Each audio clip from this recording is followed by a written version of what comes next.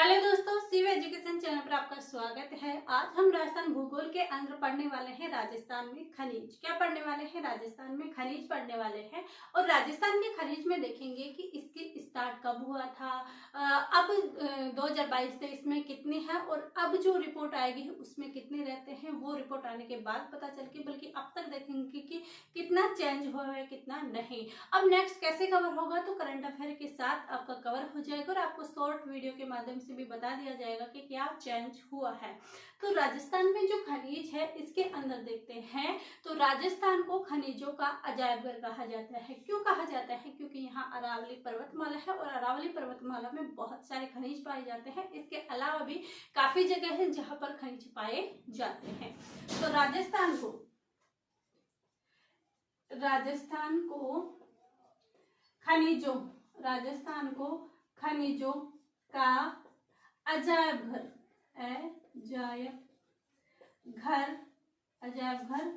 कहा जाता है। राजस्थान को क्या कहा जाता है? राजस्थान को खनिजों का अजायब घर कहा जाता है। अब ये आता है कि राजस्थान में खनिज है, ये किसके तहत चले जाते हैं, यानी हर विभाग हर चीज का अलग अलग बना हुआ है। तो क्या इसका खनिज का भी अलग बना हुआ है? तो जी बिल्कुल। इसका कौन कराता है? RSMML। क्या? RSMML। तो ये क्या है? ये RSMML ये है। अब ये विभाग है RSMM। आप सोच रहे होंगे कि अगर हमें इसकी फुल बता दें कि इसकी फुल फॉर्म क्या होगी तो क्या करेंगे। तो देखिए इसके क्या करेंगे, इसका क्या होगा? R से राजस्थान स्टेट, R से राजस्थान स्टेट। M से क्या होगा? माइनिंग। क्या होगा? माइनिंग। M से माइनिंग एंड मिनरल लिमिटेड। तो लिख देंगे यहाँ पर इसकी फुल फॉर्म क्या होगी? RJAS, Rajasthan state mineral. तो क्या लिखेंगे? RSMML की फुल फॉर्म। तो RSMML की फुल फॉर्म रखेंगे Rajasthan state mining and mineral limited. Rajasthan Khan एवं खनिज विभाग, इस विभाग के अंतर्गत कार्य करते हैं।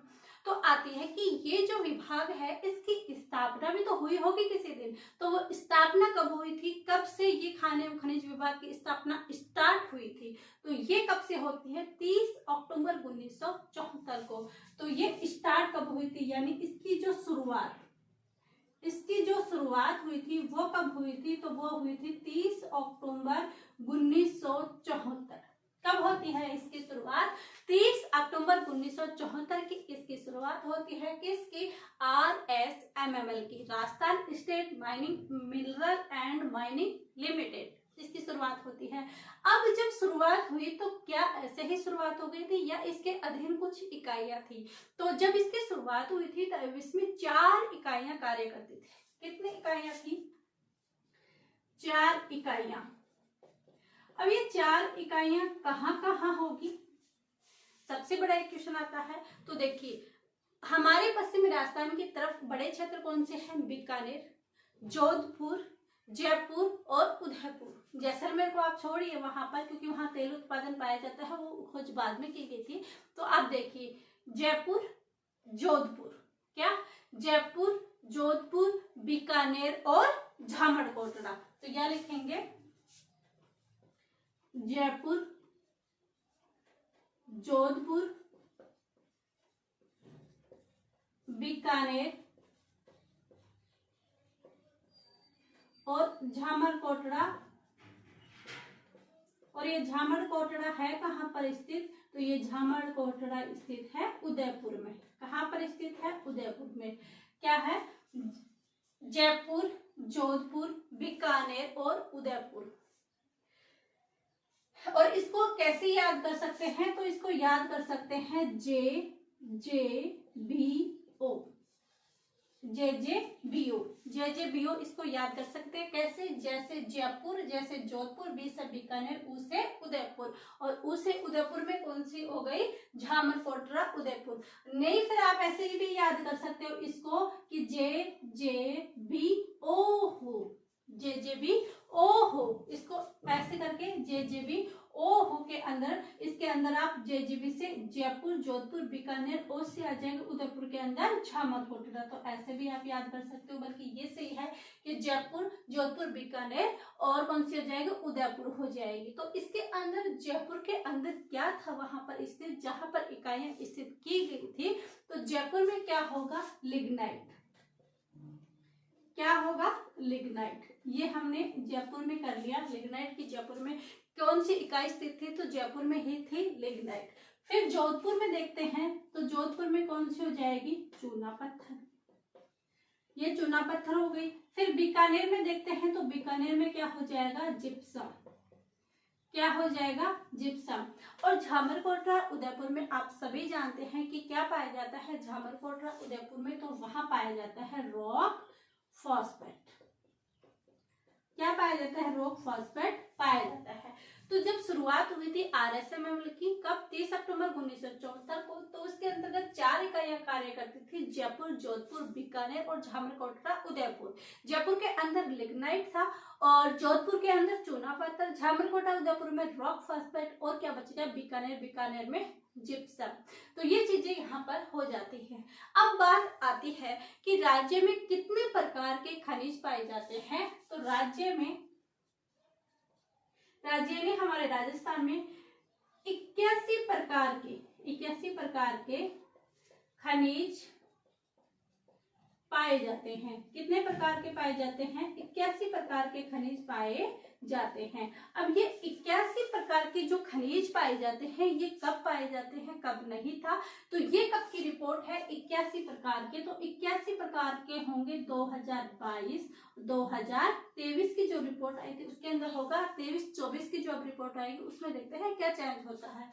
इससे पहले क्या था, तो इससे जो पहले वाली रिपोर्ट है 2021-22 की, 2021-22 की, तो 2021-22 की जब रिपोर्ट थी उसमें बताया गया था कि 82 प्रकार के खनिज पाए जाते हैं। और अब जो 22-23 की जो रिपोर्ट थी उसके अंदर कितने प्रकार के खनिज बताए गए, 81 प्रकार के खनिज बताए गए। अगर अब रिपोर्ट आएगी वन रिपोर्ट, तो उसके अंदर चेंज आएगा, तो मैं आपको शॉर्ट वीडियो के माध्यम से बता दूंगी, तो आप चेंज कर लेना और ध्यान रखना, क्योंकि नवीनतम डेटा या फिर पिछले साल के भी डेटा पूछे जाते हैं इसके अंदर। अब ये हो गए कि इसके अंदर खनिज कितने पाए जाते हैं, 81 प्रकार के पाए जाते हैं।